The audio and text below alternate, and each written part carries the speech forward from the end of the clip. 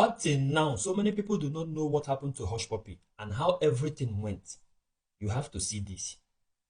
So this guy is rich. Like, rich. Now let's call him Quiet Dog. Now Quiet Dog grows up dirt poor in Nigeria, and he wants nothing more than to make big money and have luxury things. So he starts searching for ways to make money. And eventually, as a young dude, he joins a gang of email scammers. It's a group of young guys who get together and they concoct like these Nigerian prince type email scams. So he joins one of these gangs and he works his ass off, sending hundreds of scam emails a day, trying to con people out of their money. And Quiet Dog's good at it, like easily scamming a few $1,000s at a time from people. But over time, he thinks, nah, this isn't good enough. And he sets his sights on a much bigger target. Not people, businesses. So he ditches his gang and he starts building a new team. And they come up with a new type of email scam, which targets mostly American businesses, law firms, small banks, stuff like that. And this new type of scam works. And it works pretty well for him. And he starts making more and more money. But unfortunately for him, around that time, the Nigerian government starts cracking down on these email scam gangs. So he takes a bit of the money he's made and he uses it to relocate to Malaysia. Now in Malaysia, for the first time, he gets access to things he didn't have back home. Reliable internet access, VPN tools, which immediately makes his email scam operation 10 times more effective. And pretty quickly, he's earning more than he's ever made. But Quiet Dog is still like, nah, that's not good enough, because he feels like he has to show everyone he's making big money. So he starts up an Instagram account and he starts posting about his luxury lifestyle.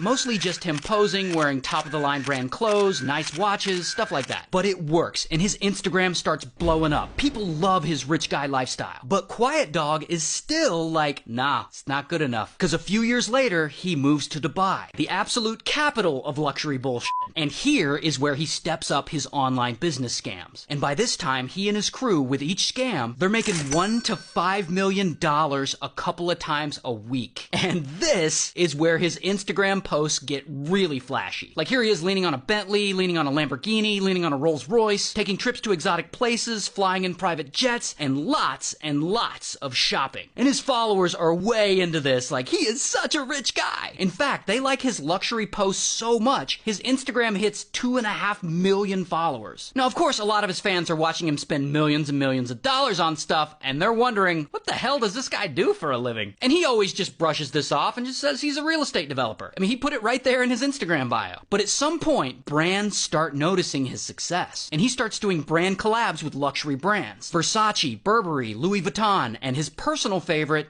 Fendi. In fact, he collaborated with Fendi so much, on his birthday, they decide to surprise him and send him a cake as a gift. And on the cake is a little figurine of him